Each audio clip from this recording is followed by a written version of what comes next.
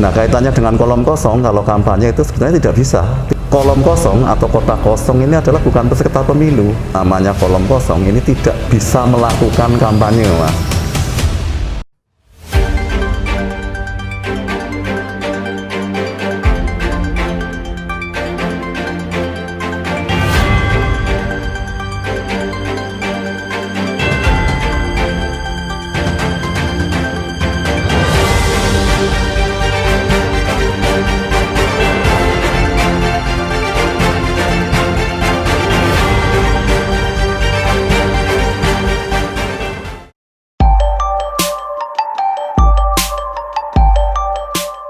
Jadi gini, memang ini fenomena baru ya, yang dijamin undang-undang sebetulnya di pasal 54C Undang-Undang Nomor 10 Tahun 2016, bahwa dimungkinkan adanya pasangan calon tunggal dengan beberapa kondisi ya.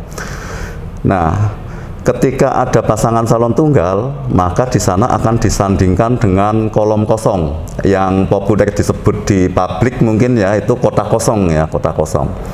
Nah, kampanye kalau di Undang-Undang 10 maupun di PKPU itu diatur sebetulnya di sana. Yang namanya kampanye itu adalah penyampaian visi misi dan program peserta pemilihan atau pasangan calon.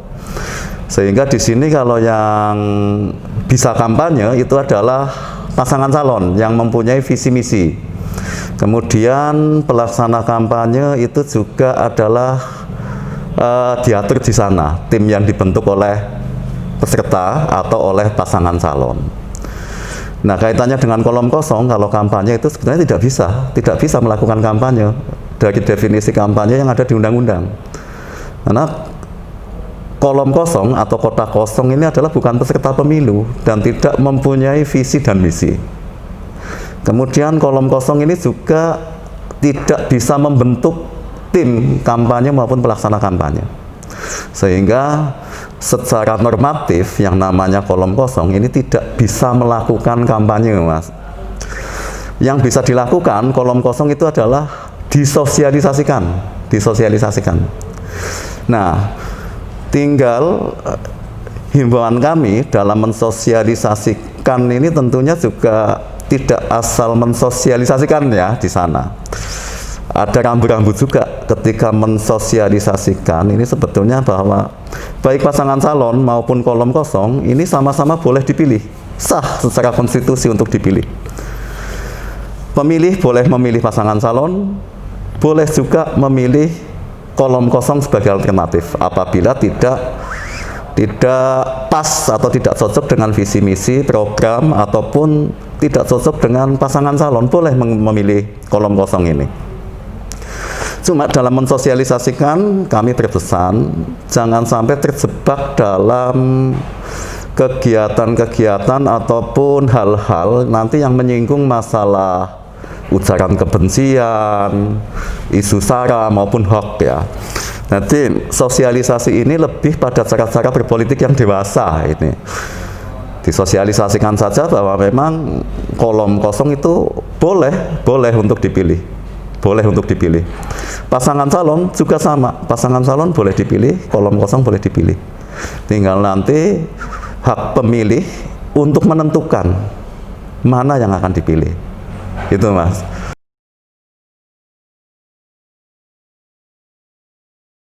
Iya, itu diatur di pasal 71, Mas. Pasal 71 Undang-Undang Nomor 10 Tahun 2016. Bahwa di sana pasangan calon yang ini petahana ini ya tidak boleh untuk menggunakan fasilitas maupun anggaran pemerintah, Mas. Diatur bahwa bupati atau wakil bupati kalau mencalonkan lagi ini ketika sudah masuk masa kampanye itu wajib cuti. Ketika cuti maka wajib untuk melepaskan semua fasilitas yang melekat terkait dengan jabatannya sebagai bupati maupun wakil bupati. Jadi ini tidak boleh digunakan ya. Ini ada sanksinya cukup tegas untuk sanksi ini. Di samping ada saksi pembatalan pasangan calon, ketika nanti bisa kami buktikan, juga ada sanksi lain, yaitu sanksi pidananya juga ada mengancam di sana, Mas. Jadi saya tegaskan sekali lagi bahwa petahana yang nyalon itu tidak boleh menggunakan fasilitas maupun anggaran pemerintah untuk kepentingan pencalonannya. Sanksinya itu pembatalan. Bisa sampai pembatalan pasangan calon ketika nanti sudah bisa dibuktikan dengan dengan keputusan pengadilan yang bersifat tetap nanti, Mas. Bisa itu nanti. Dan itu sudah terjadi di salah satu kota di Indonesia, itu di Kota Makassar, itu juga terjadi sudah.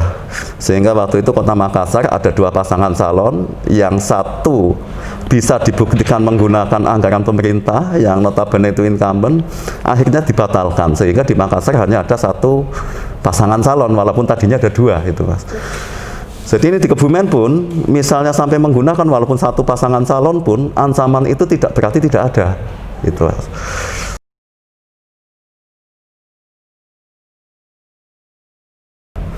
Itu sebetulnya gini, Mas, itu memang ada diatur di PKPU 10 tahun 2020 ya, tentang ketentuan jumlah peserta, di mana rapat umum maksimal 50, kemudian pertemuan terbatas maksimal 50, kemudian rapat umum itu maksimal 100. Tapi di PKPU 13 tahun 2020 yang baru terbit 2 hari yang lalu, itu sudah membatalkan hal ini, tidak membolehkan kampanye dalam bentuk rapat umum, pentas seni, basar, kesenian, olahraga, maupun hal-hal ini yang bisa menimbulkan kerumunan. Di sana tidak boleh. Nah, untuk pengecekannya nanti ada mekanisme yang namanya surat pemberitahuan atau STTP ya, STTP, surat pemberitahuan kampanye. Peserta ini nanti memberitahukan ke kepolisian akan mengadakan kampanye. Di sana nanti pihak kepolisian itu akan menanyakan berapa jumlah peserta yang akan dihadirkan dan lain sebagainya kan, termasuk timnya siapa. Nah, itu antisipasi dininya di sana akan disegah bahwa jangan sampai masa melebihi itu, harus dijamin masa jangan sampai melebihi itu. Kemudian kami di Bawaslu Kabupaten itu juga membentuk yang namanya Pokja Pencegahan COVID-19. Di sini anggotanya ada kepolisian, kemudian Kodim, Satpol PP, Satgas Penanggulangan COVID, dan Bawaslu serta KPU. Nah, ini fungsinya tentunya untuk mencegah hal itu jangan sampai terjadi. Jadi ketika nanti di lapangan ternyata ditemukan hal semacam itu, maka nanti ada mekanisme penindakan. Yang pertama itu adalah dibubarkan ketika memang melanggar ketentuan yang sudah ditentukan. Ini tidak boleh. Jadi ada beberapa kegiatan ini yang sudah tidak dibolehkan, yang menghadirkan massa itu.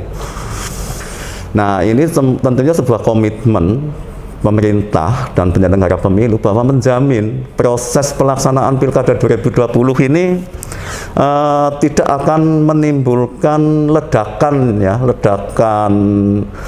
COVID-19 ini, Mas. Karena ada beberapa hal ketika nanti pemerintah itu memutuskan untuk tetap melanjutkan tahapan Pilkada 2020 yang oleh beberapa ormas maupun oleh Komnas HAM itu sudah direkomendasikan sebetulnya untuk ditunda.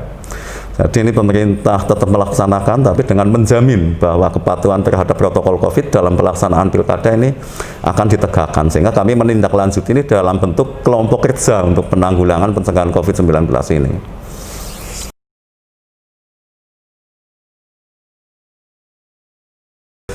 Masih ada metode kampanye yang dibolehkan ya. Nanti tinggal peserta atau pasangan calon atau timnya itu memilih metode yang mana ya. Di sana masih bisa melakukan kegiatan pemasangan alat peraga kampanye, penyebaran bahan kampanye. Bahkan penyebaran bahan kampanye pun disarankan juga nanti yang terkait dengan COVID itu dibolehkan. Misalnya membagikan masker, membagikan facial, kemudian hand sanitizer dan lain sebagainya, itu dibolehkan, sehingga Di samping kampanye juga mendukung hal itu ya. Kemudian juga boleh ada pertemuan terbatas nanti yang jumlahnya dibatasi 50 itu ya, dipastikan jumlahnya dibatasi.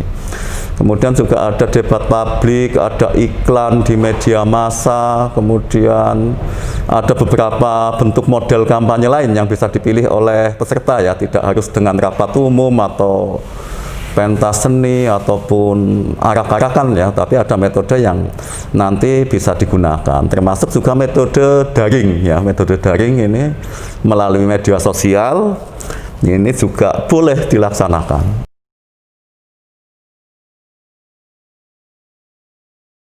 Ini hal yang sangat kami waspadai ya, sangat kami waspadai ya, ketika mobilisasi mau ASN maupun netralitas ASN, baik itu paslon tunggal maupun paslon tidak tunggal itu sebenarnya sama ya, sama potensinya, potensi masalah netralitas ASN. Tapi kami sudah memberikan himbauan tertulis bahwa untuk tidak melibatkan ASN, dan ASN pun tidak terlibat dalam kegiatan-kegiatan politik, kecuali memang ASN-ASN yang bertugas mengelola hal itu ya, maksudnya mengelola hal itu misalnya kayak Kesbang, Satpol PP dalam menjalankan tugas itu kan beda, tapi kalau terlibat dalam satu pasangan calon itu tidak dibolehkan. Sanksinya itu bagi ASN memang tidak diatur sanksi ini ya, sanksi yang spesifik pidana. Pidana itu tidak diatur kecuali untuk ASN tertentu yang menjabat. Kalau pejabat pemerintah sampai kepala desa itu tidak boleh melakukan tindakan atau membuat keputusan atau melakukan tindakan yang merugikan atau menguntungkan pasangan calon. Ini diatur ada pidananya. Tapi kalau bagi ASN yang lain, nanti kami rekomendasikan ke komisi ASN. Dan itu nanti yang memberikan sanksi itu adalah melewati komisi ASN. Beberapa ASN misalnya di beberapa kabupaten lain kayak di Purbalingga itu sudah banyak ini yang kena sanksi administratif ya, masalah pelanggaran disiplin ASN. Untuk Kebumen kami berupaya sekuat tenaga untuk mencegah jangan sampai itu terjadi. Netralitas ASN harus dijaga walaupun hanya ada satu paslon.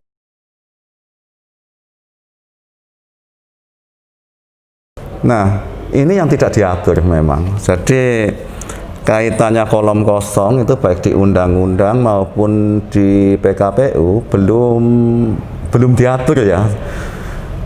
Sehingga ketika itu tidak diatur memang nanti penerapannya itu ada di undang-undang yang lain, bukan undang-undang pilkada. Misalnya tentang undang-undang sebuah organisasi itu harusnya didaftarkan kemana, punya ADART dan lain sebagainya. Kemudian ketika berkumpul itu nanti juga walaupun dijamin undang-undang itu ada tata caranya, paling ke sana. Kalau spesifik di Undang-Undang 10 maupun di peraturan KPU memang ini belum diatur Mas. Hal itu kaitannya dengan posko. Itu masih bisa kita anggap bahwa itu adalah kegiatan-kegiatan yang yang itu kaitannya pilkada, tapi agak sulit dikaitkan dengan kegiatan pilkada ya, secara formalnya itu tidak terpenuhi.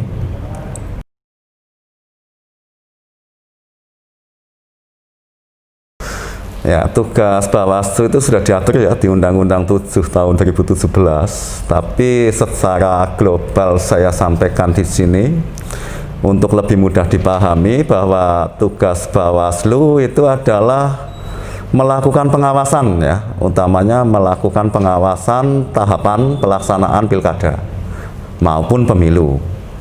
Itu yang pertama. Yang kedua itu adalah menindaklanjuti temuan ataupun laporan.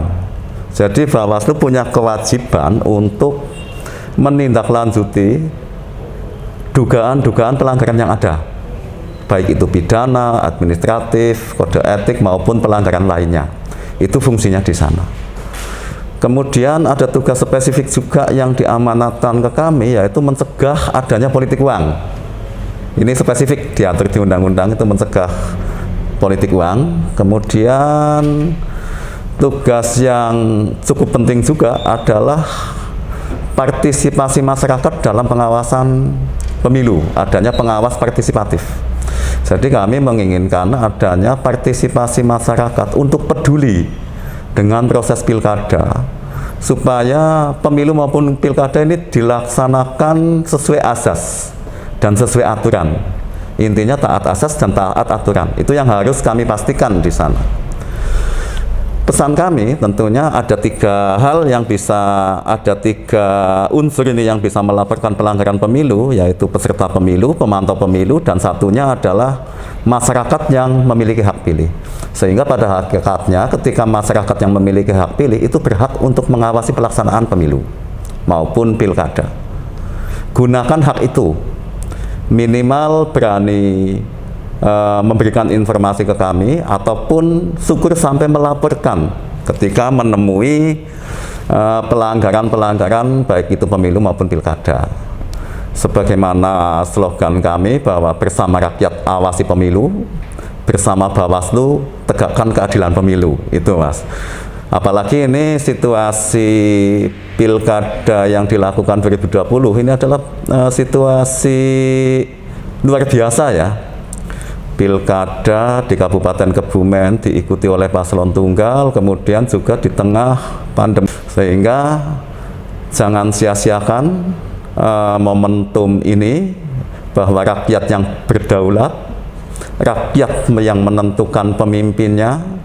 Gunakan hak pilih dengan sebaik-baiknya, jangan sampai digadekan atau dijual hanya dengan beberapa rupiah saja, sehingga kedaulatan bukan lagi milik rakyat, tapi kedaulatan itu menjadi milik uang atau milik pemilik modal. Ini tentunya tidak sesuai dengan tujuan pendiri negara kita untuk mendirikan negara demokrasi ya. Sehingga mari kita bersama-sama menjaga utuhnya NKRI dengan memilih sesuai dengan keyakinan masing-masing. Gitu Mas.